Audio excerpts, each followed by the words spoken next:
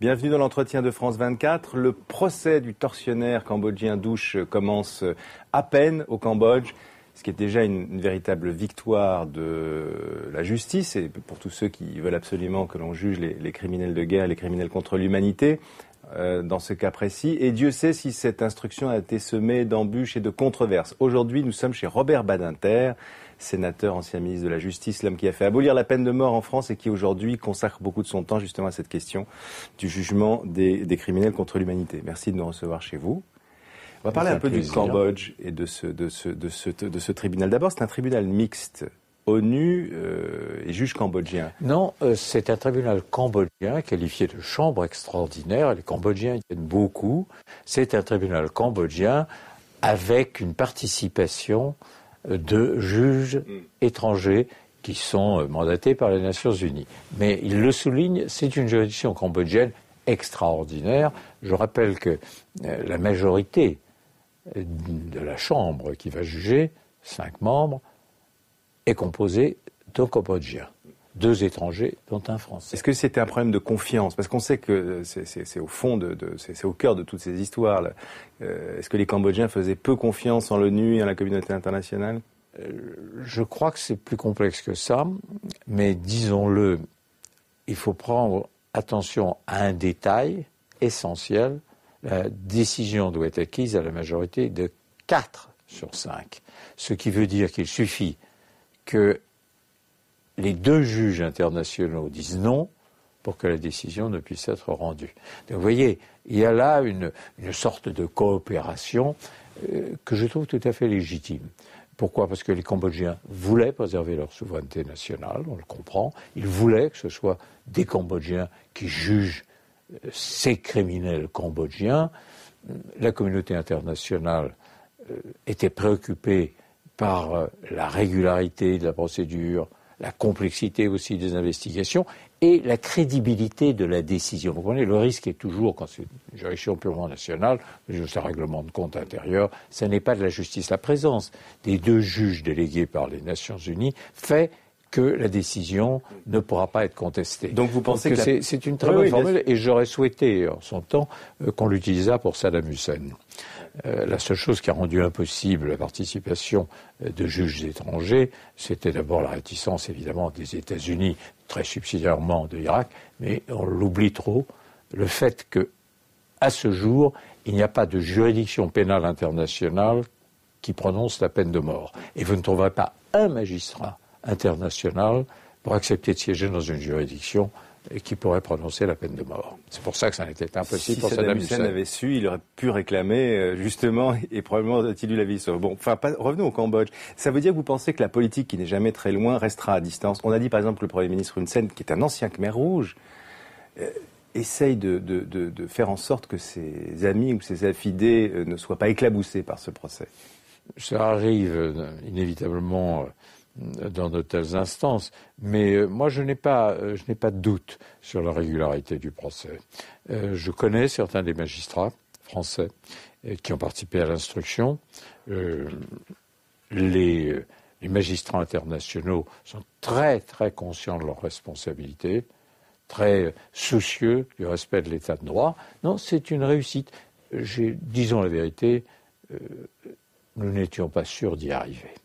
Je rappelle qu'il a fallu très longtemps, de très longues négociations, que beaucoup au Cambodge ne le souhaitaient pas, y compris au sommet de l'État, et que finalement, c'est la pression des États, mais surtout, je dirais, des ONG, qui a, en quelque sorte, contraint les autorités cambodgiennes face à la demande internationale, de dire, bon, eh bien, nous allons sauver la souveraineté, mais ouvrir le chemin à la justice avec la garantie internationale. Donc c'est une grande victoire pour la justice. Tardive, très tardive. Dans le cas du Cambodge, il y a quand même un travail qui a été fait, un travail politique de réconciliation au préalable. C'est pas toujours le cas dans ce genre de situation. Est-ce que vous pensez qu'on peut sortir aussi de l'opposition entre le droit et la politique, c'est-à-dire le droit qui s'occupe du passé et la politique qui est là pour régler les problèmes de cohabitation entre... Quand la politique est devenue criminelle, quand les responsables politiques pratiquent systématiquement le génocide, le massacre, la torture. Vous quittez le champ de la politique tel que nous l'entendons et vous tombez dans le cadre de ce qui est simplement le crime contre l'humanité ou les pires crimes qu'on puisse commettre contre des êtres humains. Et à ce moment-là, il n'y a plus de place que pour la justice. Tout le reste devrait être considéré comme contingent. On est encore loin du jour où tout le monde reconnaîtra la compétence de la Cour pénale internationale. D'abord, il y a ceux qui n'ont pas ratifié, par exemple les États-Unis, on cite souvent le cas des États-Unis. Et puis il y a tous ceux qui vous disent, mais cette justice, c'est toujours une justice de 2 poids, 2 mesures. Ceux qui ne ratifient pas le traité, ne reconnaissent pas la Cour, sont de fait dans l'impunité. Et on veut toujours juger les mêmes. Vous connaissez cette controverse. Elle est redoutable, elle est très très violente en ce moment. Oui, moi je ne vois là-dedans que équivoque, confusion et mauvaise foi. Les choses ici doivent être considérées avec une grande simplicité. Il s'agit des crimes les pires qui se puissent commettre. On ne peut pas reconnaître l'impunité à des auteurs de génocide, et c'est la formule de Churchill, il faut les retrouver à toute la surface de la terre. Et quel que soit le moment, 30 ans après, il est jugé. Et alors, évidemment, quand on regarde aujourd'hui l'existence de la Cour pénale internationale, on se dit grande victoire, on connaît les limites. La Cour pénale internationale, sa compétence, elle est limitée par le nombre des États qui ont adhéré au traité de Rome. Et les plus grandes puissances ne l'ont pas fait. C'est vrai pour les États-Unis, c'est vrai pour la Chine, c'est vrai pour la Russie. Par conséquent, ceux-là se sont mis à l'abri d'éventuelles poursuites contre ceux qu'ils auraient pu être amenés à commettre. 2 poids, 2 mesures, disent certains. Voilà. L'accusation 2 poids, 2 mesures, c'est vous utilisez, elle est plus complexe que ça, vous utilisez à l'égard des autres des lois que vous ne vous appliquez pas à vous-même. Vous avez raison de le dire, ça concerne par exemple l'attitude des États-Unis ouvrant Guantanamo tout en se proclamant pays, et à juste titre, vieille démocratie attachée aux libertés. Là, vous avez le standard. Pour les Américains, vous dit-on, c'est les protections constitutionnelles, l'habeas corpus, la justice. Et pour les autres, c'est la torture et Guantanamo. Ça, c'est la question double standard. Quand il s'agit de juridiction pénale internationale, c'est un immense effort de l'humanité sur elle-même. Et c'est vrai que nous avons marqué des points considérables. Prenons un autre exemple encore plus brûlant, parce que chargé politiquement, historiquement, il y a certaines associations, des velléités, par exemple, de poursuivre Israël pour crimes de guerre devant la Cour pénale internationale après la guerre de Gaza. Est-ce que ça tient la route, à votre avis ? Non, ça ne tient pas la route, parce qu'Israël, d'ailleurs, n'a jamais, ce qui est significatif aussi, ratifié le traité de Rome, pas plus que les États-Unis. Il y a un cas de véritable compétence universelle. C'est le cas où c'est le Conseil de sécurité qui saisit la Cour pénale internationale, comme il le fait à propos du Darfour. Mais il faut pour ça l'accord du Conseil de sécurité. Et quand il s'agit du Proche-Orient ou de toute la région, vous aurez toujours un veto. Une dernière question, Robert Badinter, parce que c'est un peu lié. Il y a actuellement une sorte de controverse planétaire sur la définition même de ce concept de droit de l'homme. Est-il occidental ? Est-il vraiment universel ? Et on va revoir ce débat lors de la prochaine conférence des droits de l'homme à Genève, qu'on appelle déjà Durban II, en souvenir de la fameuse conférence de Durban. Et je sais que vous y allez. Oui, en effet. Pourquoi est-ce important ? En effet, j'y participerai au titre de représentant du Sénat. Je serai là. Mais en réalité, c'est l'expression d'un conflit qui maintenant est devenu, je dirais presque permanent, avec une importance extrême, très mal perçue par l'opinion publique internationale. Nous avons vécu pendant 40 ans un conflit idéologique très fort entre ceux qui disaient « Ah, vous êtes les tenants des droits politiques, on appelait ça les droits bourgeois ou les droits formels. Nous sommes les tenants des droits socialistes, des droits économiques et sociaux, des droits réels. » Bon. Et en effet, cette guerre idéologique, elle n'a pris fin que quand s'est effondré le mur de Berlin. Mais elle revient.